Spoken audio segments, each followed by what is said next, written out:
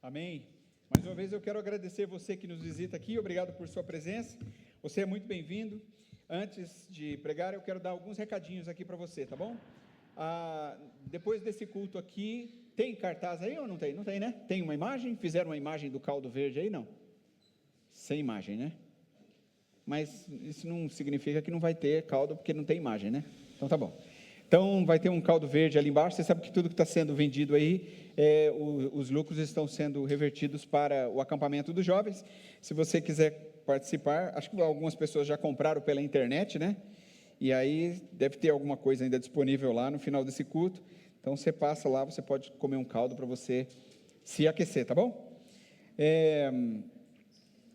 Continuem orando pelos motivos de oração, as necessidades que vêm surgindo aí, que os irmãos continuem em oração para que Deus nos abençoe poderosamente, ok? Nós estamos para iniciar também uma nova classe de batismo. Se você tem interesse em ser batizado, você pode nos procurar, pode falar comigo mesmo, sem problema algum. Você pode também falar com os nossos irmãos ali à porta, ou pelo Fale com a Central no WhatsApp. E se você também deseja se tornar membro da nossa igreja, você também pode nos procurar, você pode falar com os irmãos que estão ali à porta, eles vão conversar com você e te orientar como que você pode fazer. Talvez você já está frequentando há algum tempo, e aí a gente vai conversar com você sobre isso, tá bom? Todos são muito bem-vindos, que Deus abençoe a cada um de nós. Nós estamos falando nesse mês aqui sobre famílias modernas, esse tem sido o nosso tema, e estamos falando sobre isso por conta do contexto que a gente tem vivido, o mundo que nós estamos vivendo. E eu quero nessa noite falar com você sobre o seguinte tema: casamentos fortes em tempos frágeis. A gente já tocou em alguns aspectos da vida familiar e hoje especificamente eu quero falar sobre os nossos casamentos, as nossas famílias. Então, colocando isso diante do Senhor, quero convidar você para juntos meditarmos nisso.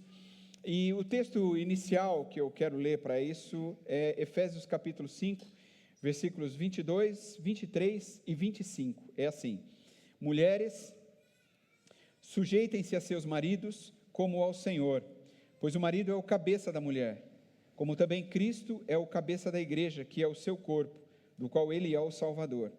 Maridos, amem suas mulheres, assim como Cristo amou a igreja e entregou-se a si mesmo por ela. Amém? Vamos orar? Obrigado, Senhor, pela sua palavra, obrigado pelas canções, esse tempo de adoração tão precioso que a gente já experimentou aqui, e agora nós queremos que o Senhor também fale conosco através da sua palavra, que ela nos desafie a vivermos nessa modernidade, nesse tempo, famílias fiéis ao Senhor, casamentos fiéis ao Senhor, filhos fiéis ao Senhor. Nos ajuda, Pai, e trabalhe em nosso coração, em nome de Jesus. Amém. A gente tem vivido dias difíceis quando o assunto é casamento, não é? O mundo, o sistema, as mídias sociais têm levantado uma geração de pessoas insatisfeitas com as suas vidas conjugais. Acredito que grande parte disso por conta de uma subversão dos valores que nós temos enfrentado, e isso tem causado uma enxurrada de problemas. Dentre esses problemas, eu queria citar alguns deles aqui, e o primeiro deles é o divórcio. Queria falar um pouco com você a respeito disso. E eu fiz algumas pesquisas, como a gente está falando sobre famílias modernas, eu resolvi a cada pregação que eu vier aqui, dar uma pesquisada no contexto que estamos vivendo. E aí eu fiz uma pesquisa sobre apenas o Brasil, não olhei a nível de mundo, mas só no nosso país, só no Brasil. E olha que coisa interessante, de acordo com os dados recentes das estatísticas do registro civil, dos cartórios de registro civil do Brasil, e os dados divulgados pelo IBGE, eu pude trazer esses dados para que a gente pudesse olhá-los juntos. Olha que interessante, o Brasil registra atualmente mais de 420 mil divórcios por ano. Um outro dado é esse aqui, olha, que se estima que cerca de 47% dos casamentos civis celebrados no Brasil terminam em divórcio, 47%. Eu, como advogado, fiz várias ações de divórcio, então posso, de alguma forma, confirmar essa realidade. Os vínculos conjugais, eles estão durando menos tempo. o tempo médio, um outro dado, né, entre a data do casamento e a formalização do divórcio caiu de 16 anos, isso no ano de 2010, para 13,8 anos. Então, praticamente metade das uniões, ou seja, o que você está vendo aí, 47,8% não chega a completar 10 anos de duração. Sobre a idade média, sobre a média de idade, um outro dado interessante aí, olha, os homens tendem a se divorciar mais tarde, com a média de 44 anos e meio, mais ou menos, enquanto que a idade média das mulheres, na data da dissolução do casamento, é de 41,6 anos, 41 anos e meio, não é? Mais ou menos, né? 41,6. Então, um outro dado interessante, olha, quanto à guarda dos filhos, pela primeira vez na história, o percentual de decisões por guarda compartilhada é de 44,6%, e esse número superou as concessões de guarda exclusiva à mãe, né, que antes era a maioria, que eram 42,6% nos divórcios judiciais envolvendo filhos menores. Interessante essa pesquisa, não é? Olhar para essas informações aqui.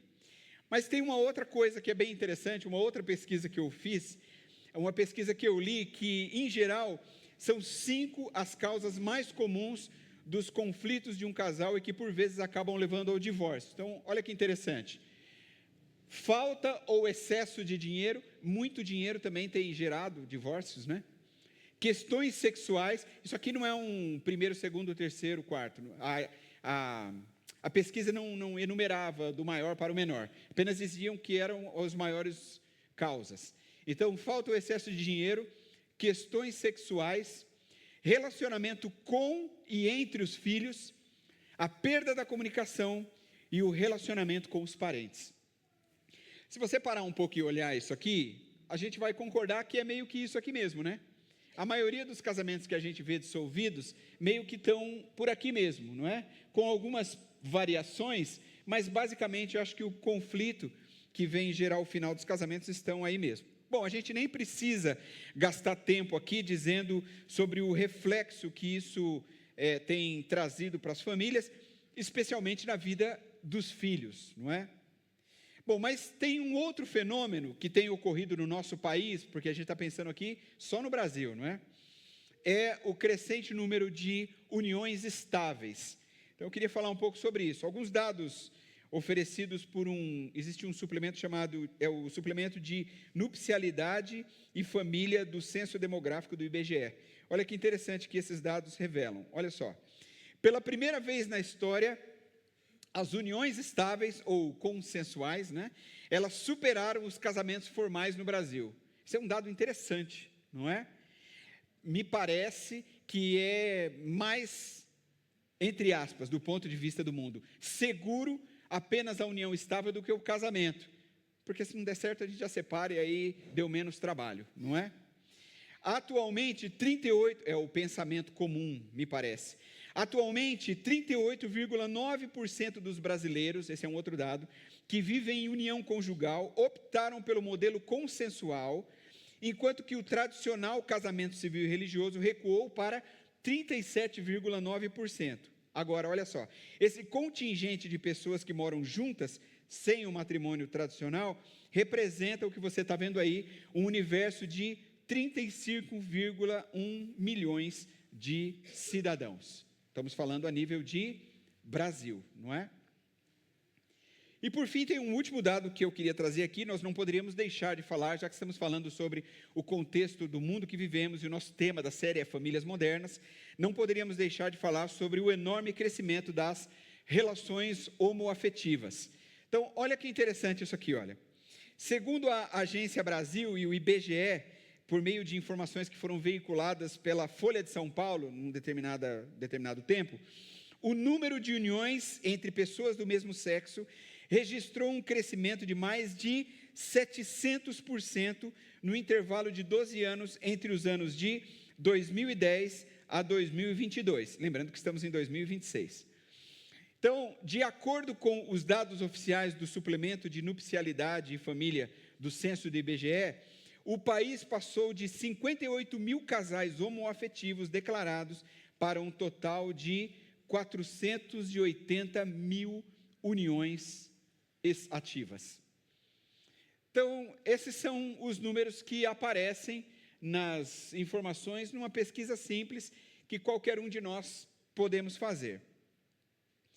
Então, por isso, e por muito mais, falar sobre casamento nunca estará fora de moda.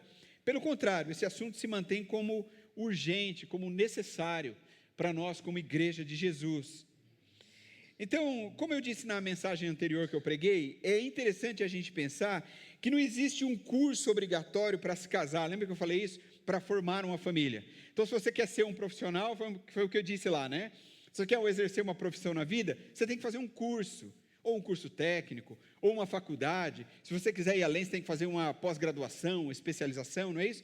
Mas para casamento não existe isso. Existem cursos, mas não são obrigatórios. Você não pode ser um advogado sem fazer direito.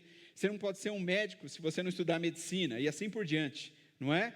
Então, mas para casamento não existe. Você simplesmente vai lá no cartório, leva a sua testemunha e faz o casamento, e ninguém vai ficar perguntando se você fez um curso para isso. E onde é que você aprende a ser família? Na família. Ali é a sua escola. Por isso, a gente dizia na mensagem anterior que as nossas famílias precisam ser saudáveis, porque da minha família vai surgir outra família, e assim sucessivamente, não é? Então, nesse sentido, a igreja se torna um braço muito importante, no sentido de apoiar, de ensinar por meio da palavra de Deus, os preceitos que vão abençoar a vida de um casal. Por isso, nós como igreja, nós exercemos um papel muito importante nesse contexto, dentro do que estamos fazendo. Portanto, pregar, refletir, orar sobre família, nunca vai cair de moda. Será um assunto sempre muito importante para nós. Alguém já disse, mas isso é apenas uma reflexão, não está escrito em lugar nenhum, mas é uma reflexão que tem sentido sim. Muitas pessoas acreditam que talvez a grande perseguição que virá sobre a igreja no final do tempo, especialmente sobre as igrejas ocidentais, possa estar relacionado com os problemas da família, com os ataques à família, não é? Com os novos contextos, os novos modelos. Isso não está escrito na Bíblia, gente, não está escrito em lugar nenhum, é apenas uma reflexão de pessoas sérias e que pode fazer sentido sim. Talvez pode ser aí que a igreja venha sofrer uma grande perseguição. Por isso, precisamos estar fortalecidos como famílias. Muito bem. Então, pensando a partir disso, eu queria trazer alguns pensamentos a você nessa noite, e eu queria fazer esse pensamento em dois níveis. Um nível, vamos dizer assim, fundo, e depois um nível profundo, para que a gente pudesse entender um pouco mais a respeito da importância da decisão do casamento. Então, a pergunta que eu quero fazer aqui agora para nós todos é a que está meio que óbvia. O que é o casamento? O que é o casamento? Então, na realidade, a maioria dos casamentos, eles não sucumbem por falta de amor. Eu acredito que a maioria dos casamentos sucumbem por ignorância ou por falta de conhecimento. E existem 3 conceitos a respeito do que é casamento, e eu queria mostrar isso para você. Estava estudando para pregar essa mensagem, e eu estava lendo um livro muito interessante sobre família, né? Deus, Casamento e Família é o nome do livro, e é um livro de uma teologia muito profunda, uma leitura até um pouco pesada de se fazer, mas é um livro extremamente importante, né? E a leitura dele se faz urgente, principalmente para nós pregadores no tempo que vivemos, e ele me ajudou muito nessa orientação para falar aqui nessa noite a vocês. Então, existem 3 conceitos a respeito do que é o casamento. Olha só, o casamento é um sacramento, o casamento é um contrato e o casamento é uma aliança. Então, eu queria mostrar primeiro para vocês o casamento como sacramento. Olha que interessante. Então, apesar de ele ter a sua raiz nas Escrituras, o conceito de casamento como sacramento é, na sua maior parte, fruto da tradição da igreja. Não é verdade? Porque você deve saber, e se você veio do catolicismo, você sabe isso melhor do que eu, porque eu já nasci na igreja evangélica, mas você deve saber que quando a igreja católica desenvolveu a sua teologia sacramental completa, o casamento fez parte entre os chamados, pelos católicos, 7 sacramentos. Você sabe que para nós, cristãos evangélicos, não existem os 7 sacramentos. Nós cremos que existem apenas 2, o batismo e a ceia, não é isso? Mas para os católicos, 7 sacramentos: o batismo, a primeira comunhão, a crisma, a eucaristia, o casamento, a ordem e a unção dos enfermos. Agora, a crença é a de que Deus vai se fazer presente e Ele vai conferir, é assim que se pensa no catolicismo romano, não é? Que Deus vai se fazer presente e Ele vai conferir a sua graça de alguma determinada forma, sempre que um sacramento for ministrado de uma maneira apropriada dentro da igreja. Então, qualquer um desses 7 sacramentos, e o casamento seria um deles, vai conferir graça às pessoas naquele ato, ou seja, este favor imerecido de Deus. Bom, apesar desse conceito aplicado ao aspecto do casamento parecer muito atraente para algumas pessoas, eu preciso dizer, com todo respeito ao catolicismo, que ele é biblicamente deficiente, ele não é funcional. Em primeiro lugar, porque os votos do casamento não conferem graça, porque a Bíblia é um livro completo, e ela não se contradiz. E aí, a única referência de conferência de graça é aquela que vem de Jesus por meio da sua salvação. Então, nós recebemos a salvação de graça, não há nada que eu fiz para merecer. E é por meio dessa salvação que eu alcanço a plena vida de Cristo em mim e em você. Então, não há nada que aconteça no casamento que gere algum tipo de poder salvador. Em outras palavras, me casar não faz com que eu seja salvo e vá para o céu. Eu casei, agora eu vou para o céu. Não faz sentido. Então, isso não é aplicável. Um outro problema, e talvez esse seja mais grave do que o primeiro, é o fato de sujeitar o relacionamento entre marido e mulher ao controle da igreja. Porque se a igreja, por meio da ideia disso ser um sacramento, naquele momento conferir a graça, outorga à igreja um poder que ela não tem. E isso é muito perigoso, porque aí o sacerdote, o líder religioso, vai ter poder sobre a vida das pessoas e sobre os seus casamentos. E aqui eu preciso fazer um parêntese em relação à questão de evangélicos, sobretudo pastores, que comandam a vida de casais, que comandam a vida dizendo que esse pode casar, esse não pode, que se você não tiver um determinado período, que eu não abençoo esse casamento, não abençoo aquele casamento. Isso não é competência do pastor. O casal é que tem que saber isso, as famílias precisam estar, essa é a orientação da igreja, as famílias precisam estar juntos, concordando nesse processo, para que isso venha acontecer. Não é o pastor que vai editar, dizendo assim, não, você só pode namorar tanto tempo, não, você não pode namorar, não, é isso, o pastor não tem esse poder, ele não vai determinar isso. Infelizmente, muitos pastores, líderes evangélicos, têm imprimido esse poder sobre a vida das pessoas, e aí fica parecendo um misto de religião, fica sincrético, né? Então, embora a gente entenda que o casamento constitua um vínculo sagrado, e nós acreditamos sim, entre um homem e uma mulher, a gente não pode olhar o casamento por meio dessa teologia. Portanto, essa ideia do sacramento, ela existe, e a gente precisava dizer aqui, para que a gente possa entender os conceitos que o mundo tem sobre o casamento, né? Tanto biblicamente ou não. Agora, uma outra conceito sobre o casamento é ver o casamento como um contrato. Olha que interessante, esse é um modelo predominantemente, de ocorrência predominante aqui na nossa cultura ocidental, não é? Então esse modelo, ele não recorre assim primariamente às escrituras como fonte ou base da sua doutrina. Tipo, não tem que ser crente, não tem que ser religioso para se casar por meio de um contrato civil. Então aqui o casamento, o que é o casamento aqui? O casamento aqui é de acordo com o que diz o nosso Código Civil. Ele é um contrato bilateral, formado, não é? Mantido e a qualquer momento pode ser dissolvido de forma voluntária pelos dois indivíduos, não é? Porque quando não quer, dois não brigam, não é isso? Então, isso pode acontecer. Você pode se casar, você pode ir ao cartório e você pode se divorciar e averbar a sua certidão e está tudo certo, você está livre para, inclusive, se quiser, casar de novo. É um contrato.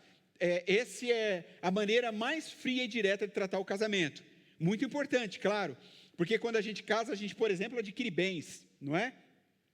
E os bens adquiridos, principalmente na constância do casamento, que é o casamento mais comum, eles vão comungar, não é isso? E eles protegem o casamento, na medida em que, se o casal se separar, cada um vai ter direito sobre aquilo que foi constituído, adquirido na constância da união. E aí também isso vai ter proteção para os filhos. Portanto, tudo isso é muito importante. Mas, apesar de ser um modelo predominantemente de casamento, que acontece de forma predominante aqui na nossa cultura ocidental, ele também carrega suas limitações, porque a gente tem que olhar isso. Em primeiro lugar, porque ele não aparece em nenhum lugar da Bíblia. No modelo que nós aplicamos, não aparece. Mas, se a gente for pensar bem também, ele tem as suas fragilidades, na medida que é um contrato feito entre duas partes, não é? De tempo limitado. Limitado por quê? Limitado pela morte, por exemplo, limitado pelo divórcio ou outros fatores que possam ensejar aí a sua dissolução, não é verdade? E ainda esse modelo, ele abre portas para novas possibilidades, de acordo com as mudanças na lei civil. Porque você sabe que a lei de um país, ela é escrita a partir da história de um país. Por isso que todo advogado gosta de história, pelo menos a maioria gosta, né? E eu gosto muito de história. Então, a coisa acontece conforme a história se movimenta, conforme o tempo passa, a legislação de um país vai sendo remodelada, vai sendo novamente escrita. Então, diante disso, a gente também tem essa situação, porque esse modelo abre portas para as mudanças que a lei de um país oferece, e muitas vezes essas leis podem vir a ser contrárias aos preceitos bíblicos, não é verdade? Como a união legal entre pessoas do mesmo sexo, não é? A nossa legislação ainda não contempla, mas nós começamos num caminho, porque nós já temos, por exemplo, decisões, jurisprudências.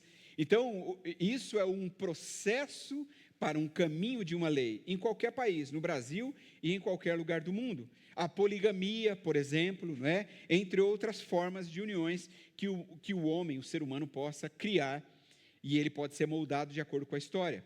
Irmãos, fique muito claro aqui que eu não estou dizendo com isso que os casamentos realizados diante de um oficial público não sejam válidos, porque de fato são. E tudo isso é apenas para a gente mostrar que quem adere a esse modelo contratual de casamento, apesar de estar verdadeiramente casado, esse modelo ainda fica aquém do que as escrituras sagradas realmente dizem sobre a natureza do vínculo conjugal. Então, não estou dizendo que nós não devemos casar civilmente. Eu sou casado civilmente, não é? E eu sei que a maioria, ou talvez todos os irmãos que estão aqui, são casados civilmente. Então, nós não estamos invalidando, né, de maneira alguma. Só estamos dizendo que dentro do contexto da Escritura, ele ainda está aquém, pelas razões que a gente já colocou aqui e outras que você poderia refletir. Mas o que é o casamento também? O casamento e aí vem a aplicação mais funda, que é da aliança. Olha só. Então, o último conceito é o modelo pactual. Aqui o casamento, e aí eu coloquei um conceito de casamento por meio da aliança. Aqui ele é um vínculo sagrado entre um homem e uma mulher, instituído por Deus e firmado diante de Deus, ainda que o casal não reconheça isso, consumado normalmente pela relação sexual. Esse seria um conceito muito aceitável para a ideia do casamento como aliança. Agora, esse conceito, em sua essência, ele entende o casamento não apenas como um contrato bilateral entre dois indivíduos, mas ele mostra que o casamento é um vínculo sagrado entre marido e mulher, entre o casal e Deus. Então, diferente daquele conceito sacramental que eu falei lá atrás, que ele alicerça o casamento nos padrões da lei eclesiástica, né, da lei da igreja, e também do contratual, não é, que alicerça o casamento nos padrões da lei civil, esse conceito que a gente pode chamar aqui de pactual, ele alicerça o casamento nos padrões da lei divina, de acordo com como está encontrado na palavra de Deus, a Bíblia. Então, daqui a gente pode refletir muitas coisas. O John Stott, o teólogo John Stott, ele, baseado lá em Gênesis 2:24, né, deixará o homem pai e mãe, se unirá à sua mulher, e ambos serão uma só carne, ele escreveu uma definição sobre o casamento, e eu achei maravilhosa a definição do John Stott. Olha que bonita. Ele diz: o casamento é uma aliança heterossexual exclusiva entre um homem e uma mulher, ordenada e selada por Deus, antecedida da permissão pública dos pais, consumada na união sexual, que resulta em uma parceria permanente e de apoio mútuo, e que normalmente é coroada pela dádiva de filhos. Muito bonito esse conceito, não é? E eu diria muito completo. Sabe o que é curioso? John Stott nunca foi casado. Muito interessante, não é? Morreu solteiro por decisão pessoal. E escreveu esse conceito maravilhoso sobre o casamento de uma maneira tão bíblica, tão profunda, tão prática, não é? Um grande ensinamento para todos nós que vale a pena guardarmos. Talvez você não vai conseguir decorar todo esse conceito, mas ao ler esse conceito, você certamente vai concordar com as palavras do John Stott.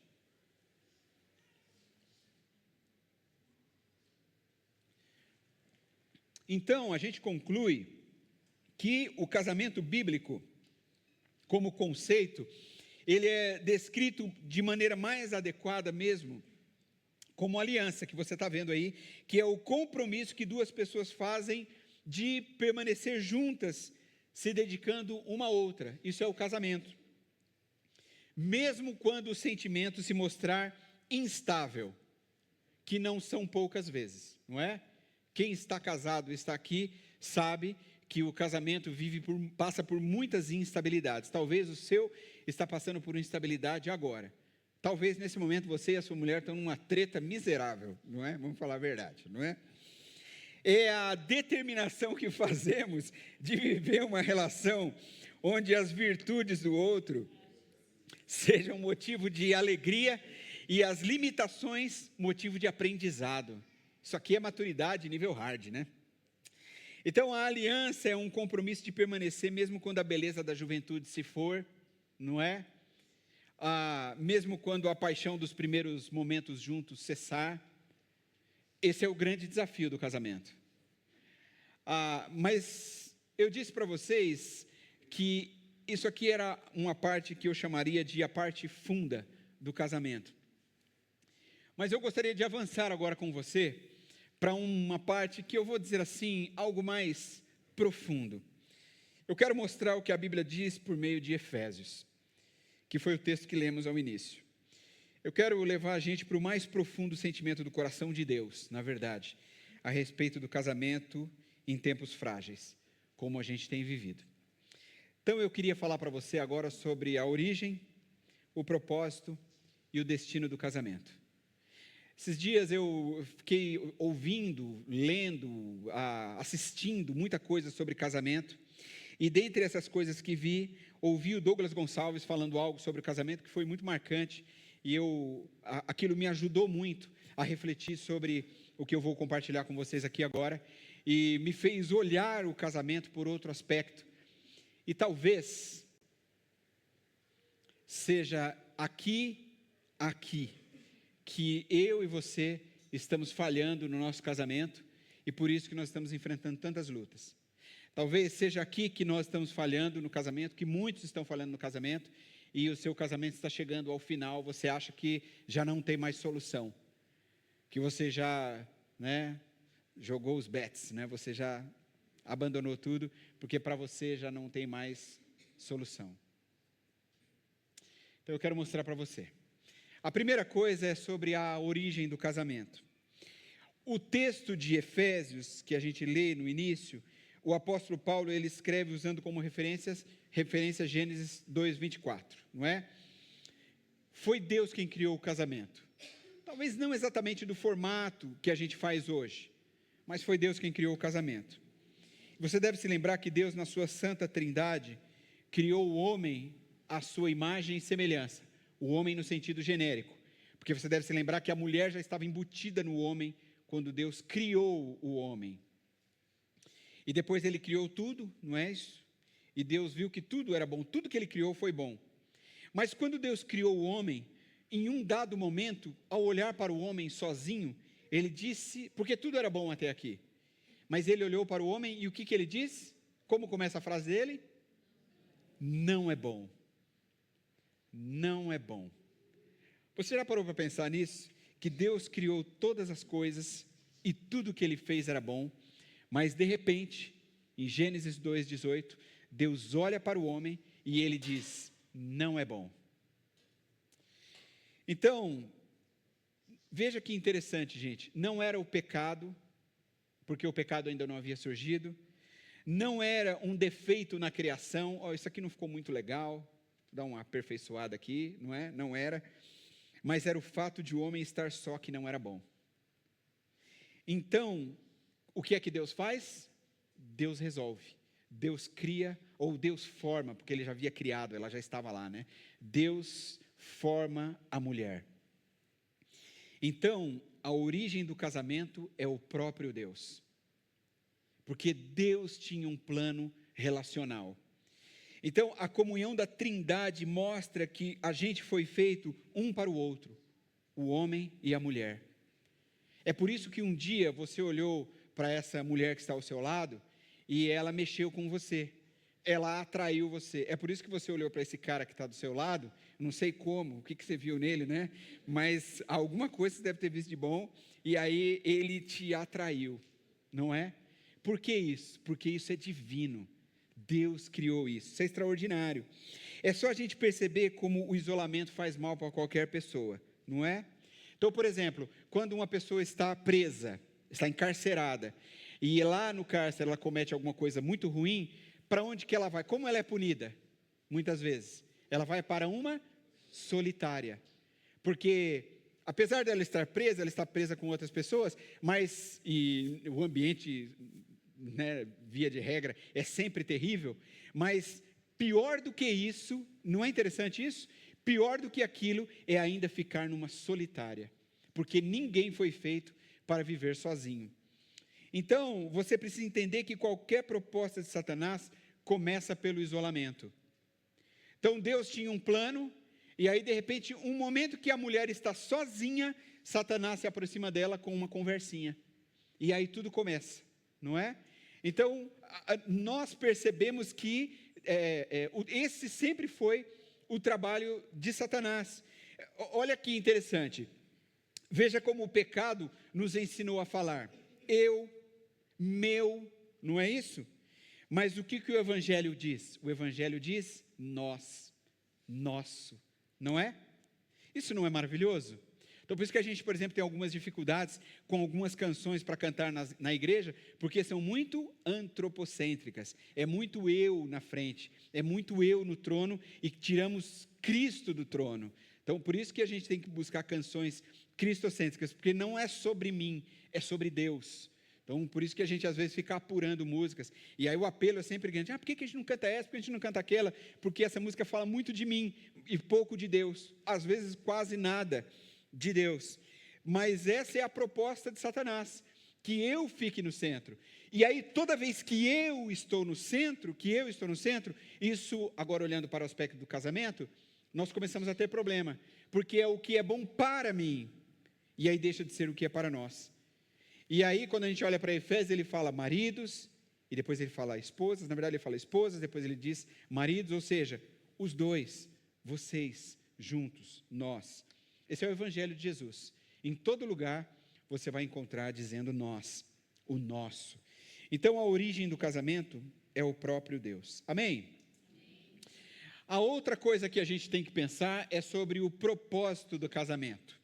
Então, o texto de Efésios, aqui no texto de Efésios, Paulo, ele diz para o marido que ele ame a sua mulher e para a mulher que respeite o seu marido. Fazendo parênteses aqui, esse será o tema do nosso retiro de casais. Se você ainda não se inscreveu, inscreva-se, esforce-se, invista no seu casamento. Eu sei que é um valor, você vai ter que pagar um valor para estar lá, mas lembre-se do que você vai desfrutar. Você vai desfrutar, além de um hotel maravilhoso, de super conforto, de comida deliciosa, da palavra de Deus que vai inundar o seu coração, do relacionamento com outros casais, do tempo de conversa, que vai ser tão precioso, né? Eu confesso para vocês que uma das coisas que eu mais estou ansioso para o retiro, sabe o que é? Aquela hora que a gente não faz nada. Que a gente senta num lugar, dá um passeio na cidade, sai com um outro casal, 2 ou 3, para a gente bater papo, senta ali em algum lugar para a gente contar piada e dar risada. Essa é a parte que eu estou mais ansioso pelo retiro. Claro, estou ansioso pela palavra e tudo, mas por quê? Porque esse negócio de estar juntos, isso é tão maravilhoso. Então, você não está gastando quando você faz isso, você está investindo no seu casamento, né? Você vai ter um momento super especial para participar conosco.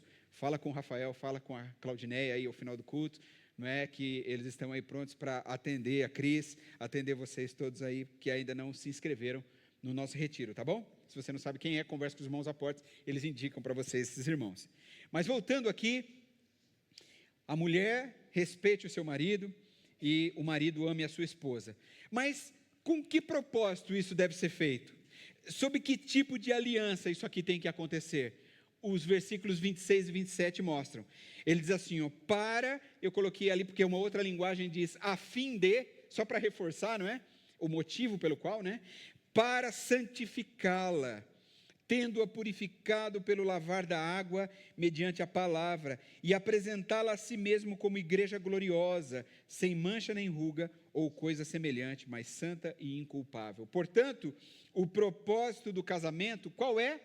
É a santificação, porque ele começa dizendo isso, para a fim de santificá-la. E aí, irmãos, amigos, se errarmos o propósito do casamento, a gente vai errar tudo, porque nós estaremos na expectativa de viver algo que Deus não prometeu. Estaremos movidos por expectativas frustradas. Exemplificando de maneira bem simples, é como você comprar um livro e usar esse livro para ser peso sobre os papéis que estão sobre a mesa, para que os papéis não voem quando você abrir a janela do seu escritório, né? Então, esse é o propósito de um livro. Às vezes a gente faz isso porque o livro é muito ruim, né? Mas não é disso que estamos falando. Você comprou um livro na expectativa de que seja bom, né? Então, você compra um livro, para isso você compra um livro, você vai lá e paga R$50, R$100 no livro, para ele segurar os papéis que estão sobre a sua mesa. Isso não faz o menor sentido. Para que o livro existe? O livro existe para ser lido, e aí ele produzir conhecimento em nós, e não para segurar papéis que estão sobre a mesa, não é verdade? E aí, de repente, você fica com raiva daquele livro, porque ele não mudou nada na sua vida. Então, um pensamento besta, que você pega o livro e volta na livraria, e fala, eu quero devolver esse livro aqui, devolve meu dinheiro. Fala, por quê? Porque esse livro aqui não mudou em nada na minha vida. Eu disse que o livro era bom, todo mundo lê, é um best-seller, não é? Ganhou o prêmio Areté, né? O livro é super conhecido, mas eu li o livro, mas o livro não mudou em nada na minha vida. E aí o cara até vê que o livro está novo, está intacto, né? Nem tirou do plástico, né? Porque o livro estava servindo só para segurar o peso. É meio patético que eu estou falando aqui, não é? Mas muitas vezes nós estamos agindo da mesma maneira dentro dos nossos casamentos, na nossa vida espiritual mesmo. Então, um livro existe para quê? Para produzir sabedoria. Mas como que vai fazer isso? Se você ler esse livro. Então, muitas pessoas estão fazendo o mesmo com o casamento. Eles não entendem o seu propósito e por isso têm as suas expectativas frustradas. Então, você entra num casamento com expectativas que talvez nunca serão supridas. Nunca serão supridas. Talvez você entre num casamento imaginando que vão acontecer coisas na sua vida conjugal que nunca acontecerão. Talvez você viu num filme, talvez você viu numa série, talvez você viu num romance, você leu em algum lugar, e aquilo nunca acontece no seu casamento. Talvez você viu os gurus da internet dizendo para você as dicas para você transformar o seu casamento em X quantidade de dias, não é? Ou para apimentar a sua relação sexual, não é? Você vai fazer a sua mulher subir pelas paredes, ou o seu marido vai enlouquecer de amor por você, se você fizer essa e essa prática. E aí as expectativas vão se frustrando ao longo do tempo, porque isso não é o propósito do casamento. O texto fala que o marido deve amar. E esse amor a que o texto se refere é um tipo de amor que serve. E aí é interessante porque o mundo tem vendido a proposta o mundo tem uma grande batalha da questão do feminismo e do machismo. Que luta, meu Deus, que batalha cansativa essa, não é? Enjoativa essa, chato demais, para falar a verdade. Se as pessoas voltassem os olhos para a palavra de Deus e obedecessem o que Deus está falando, nós teríamos um mundo diferente, famílias diferentes e, acima de tudo, casamentos diferentes. Essa questão do amor que serve precisa ser muito bem entendido, porque muitas vezes nós usamos isso para dizer que o marido deve, por exemplo, ajudar lavando a louça em casa, não é? Ou cuidando dos filhos para que a mulher possa ter um tempo para cuidar de si mesma. E eu não estou dizendo que não tem que fazer, não é isso, tem que fazer isso também, porque é família, não é? É casal, isso é verdade, isso é importante para uma convivência familiar bacana, só que, gente, é muito mais do que isso. Não é possível que Deus ia dar uma palavra como essa para dizer, marido, agora vai lavar a louça para sua mulher, ajuda a cuidar das crianças, né? Mulher, dá um pouco de sossego para o seu marido, deixa ele sentar um pouco. Isso é muito pequeno, imaginar que Deus estava pensando por esse ângulo. No texto, Paulo diz que o marido deve amar a esposa assim como Cristo amou a igreja. E como Cristo amou a igreja? Se entregando por ela. Então, a maior demonstração de amor de um homem para com a sua mulher e de uma mulher para com o seu homem é um relacionamento comprometido com a santificação do outro. Como eu posso contribuir com a santificação da minha esposa? Como você pode contribuir com a santificação do seu marido? Já paramos para pensar dessa maneira? Não sei se já tínhamos parado. Isso aqui significa que talvez você nunca dê riqueza para sua esposa, ou talvez você nunca seja a pessoa perfeita para o seu marido. O seu compromisso precisa ser a santificação do seu cônjuge. Em outras palavras, o propósito do casamento é sermos cada vez mais parecidos com o próprio Deus. Amém? Bom, mas aí vem a outra coisa que eu queria dizer, que é o destino do casamento. Então, olhando para trás, a gente viu a origem do casamento, não é isso? E olhando para o agora, a gente viu qual é o propósito do casamento. Mas olhando para o futuro, olhando para frente, qual é o destino? Qual é o alvo do casamento? Sim, onde o meu casamento tem que chegar? Qual é o ápice do meu casamento? Tem um ápice? Tem. Os versículos 32 e 33 vão dizer o seguinte, está aqui, olha. Este é um mistério profundo. Refiro-me, porém, a Cristo e à igreja. Portanto, cada um de vocês também ame a sua mulher, como a si mesmo, e a mulher trate o marido com todo respeito. Sabe o que está escrito aqui nesse texto? Que o destino do casamento é o reino de Deus. Esse é o destino do casamento. O seu casamento é o anúncio do reino de Deus. Então, o seu casamento não é sobre você, marido. O seu casamento não é sobre você, mulher. O centro do seu casamento não é a felicidade de vocês dois, não é. Como eu já disse várias vezes aqui, esse para mim é o argumento mais patético, né? Que as pessoas dizem, você tem o direito de ser feliz, né? Viu na internet? Eu me divirto com isso, né? O meu lado, perdão, mas o meu lado irônico é terrível nessa parte, né? Então a pessoa se separa, aí começa, agora estou vivendo uma nova vida, está lá com uma nova pessoa e tal. Aí fala, isso mesmo, você tem o direito de ser feliz, né? Não tem, né, gente? O único direito que a gente tinha era a perdição eterna.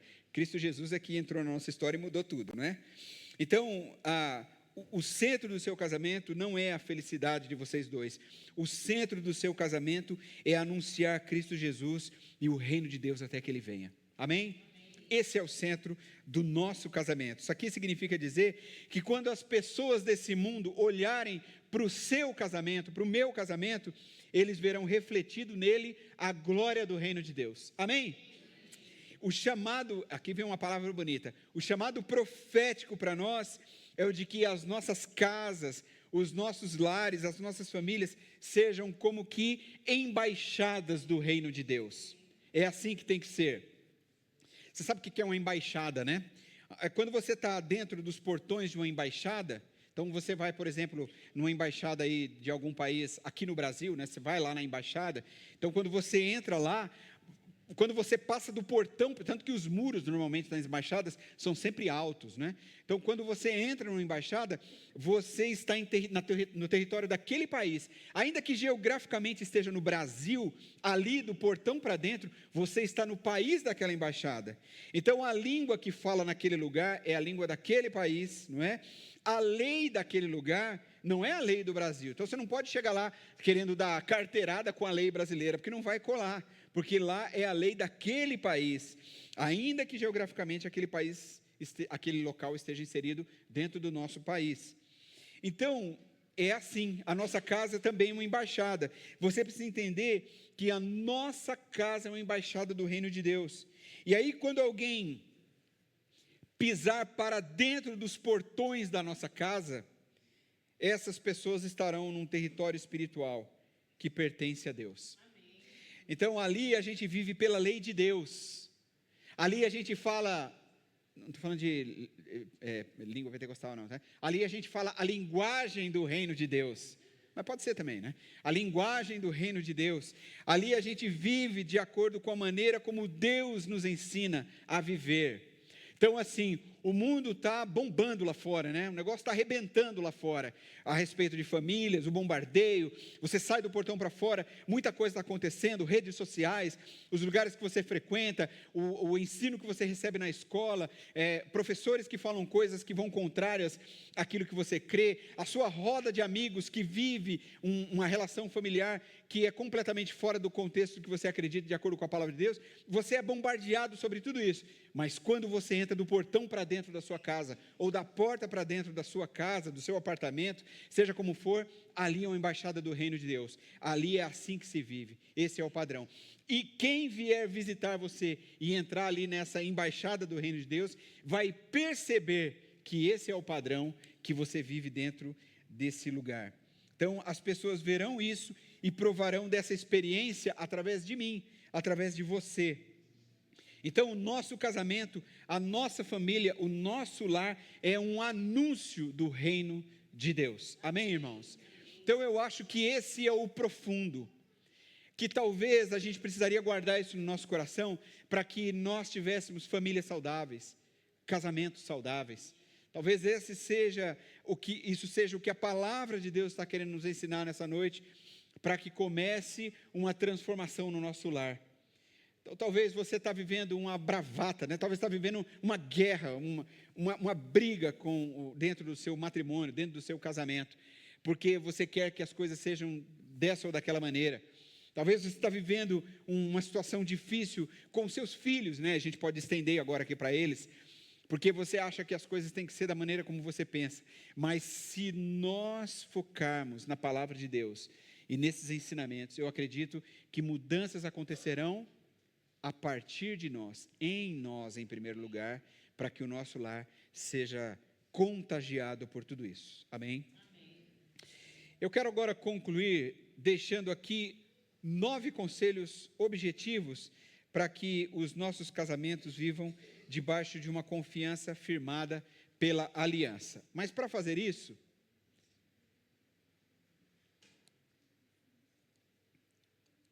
eu vou fazer o seguinte, eu vou tirar o meu púlpito daqui, vou vir para cá, para que você possa tirar foto disso daí, tá bom?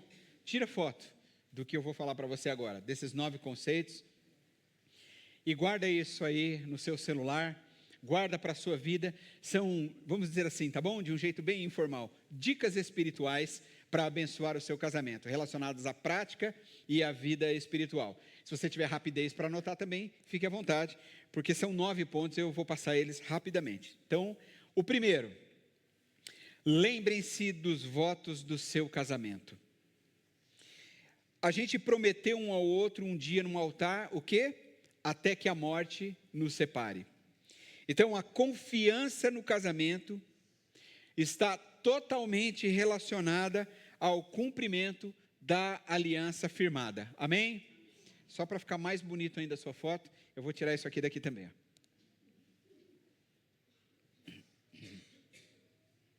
Ficou bom, né? O meu toque está... meu toque está on. Segundo, Usem o diálogo como arma de defesa. Nenhum relacionamento sobrevive sem diálogo. O diálogo exercido com franqueza, ele vai gerar a confiança necessária para os momentos mais difíceis, naqueles em que o relacionamento é posto à prova. Então, não abram mão do diálogo. E aqui uma palavra muito especial, muito específica a nós, homens. Nós temos mais dificuldade para o diálogo.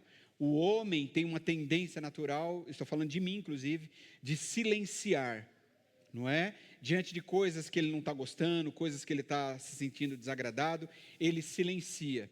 Ele discute um pouco, e um dia ele para de discutir. E aí isso pode trazer muitos problemas lá na frente. Portanto, use o diálogo como arma de defesa. Claro que se aplica às mulheres, mas o homem tem, acho que, uma particularidade aqui, não é? Que a gente não deve deixar de lado. Terceiro, estejam abertos a perceber cada um, não é? Marido e esposa, as suas próprias fraquezas e vulnerabilidades. Isso aqui é humildade acima de tudo, não é? Esse conselho é uma consequência do anterior, não é? De usar o diálogo como defesa. Então, quando a gente conversa, a gente expõe as nossas fraquezas, a gente expõe as nossas vulnerabilidades. Então, a gente precisa se desarmar para dialogar, porque senão a gente começa a gritar. Reconhecer as nossas deficiências é um passo muito importante para receber a ajuda e a compreensão do nosso cônjuge. E aqui é muito importante também a escuta, não é?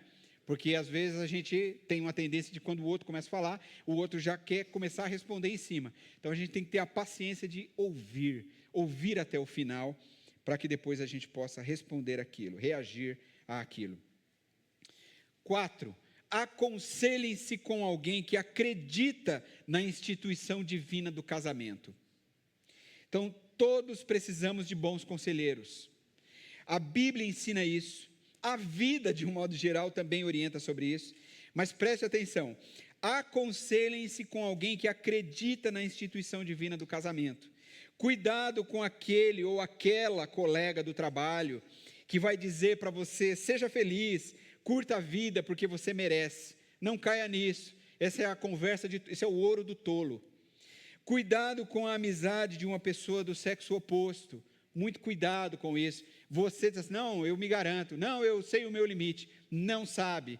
Você não se garante e você não sabe o seu limite. Não sabe. Se você está desejoso de consertar alguma coisa, você precisa usar as ferramentas adequadas para isso. 5º lugar, não cedam às propostas aparentemente mais atraentes. Eu vou falar um negócio para você aqui, olha. Sabe quantas mulheres mais bonitas que a sua esposa existem? Mais ou menos no seu universo de convivência, tá? No que você vive.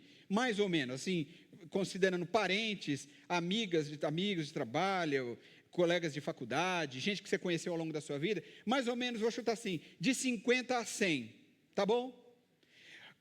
Homens mais bonitos que o seu marido que você conhece, do mesmo, vou chutar mais ou menos entre 50 e 100, tá bom?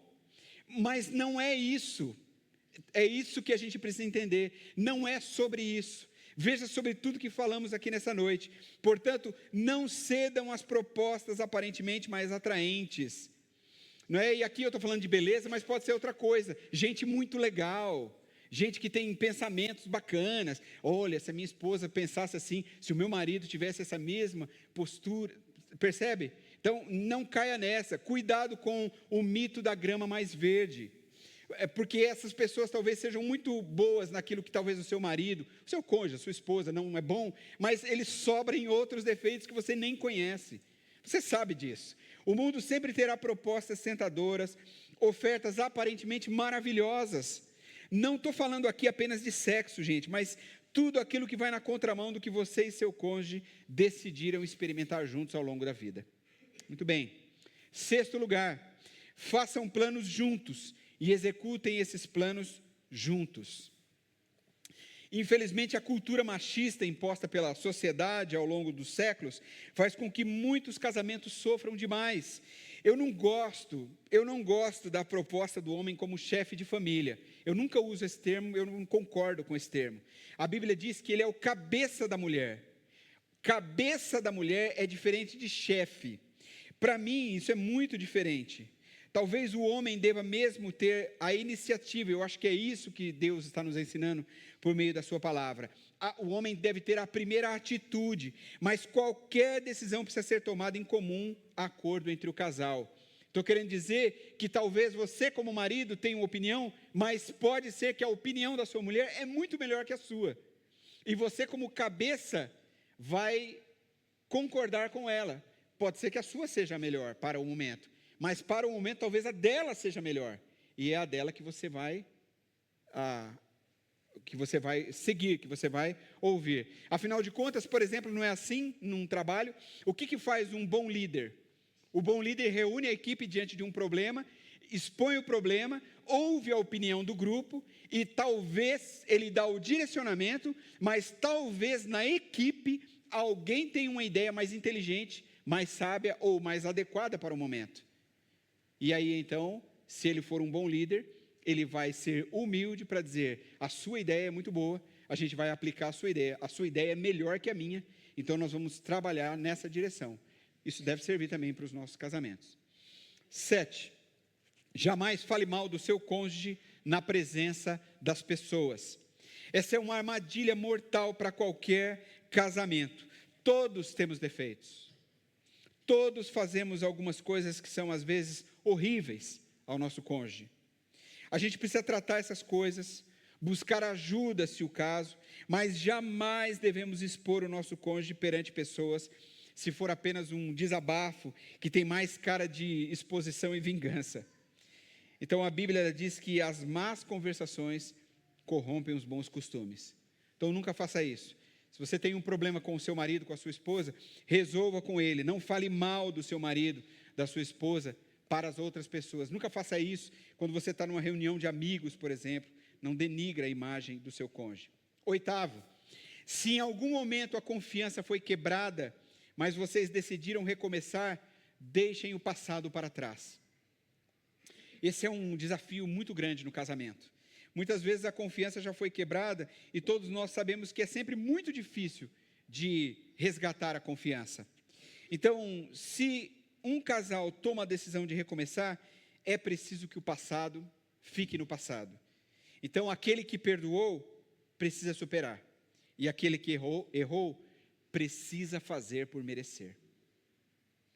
E 9, busquem a Deus juntos. Então, finalmente, busquem a Deus juntos.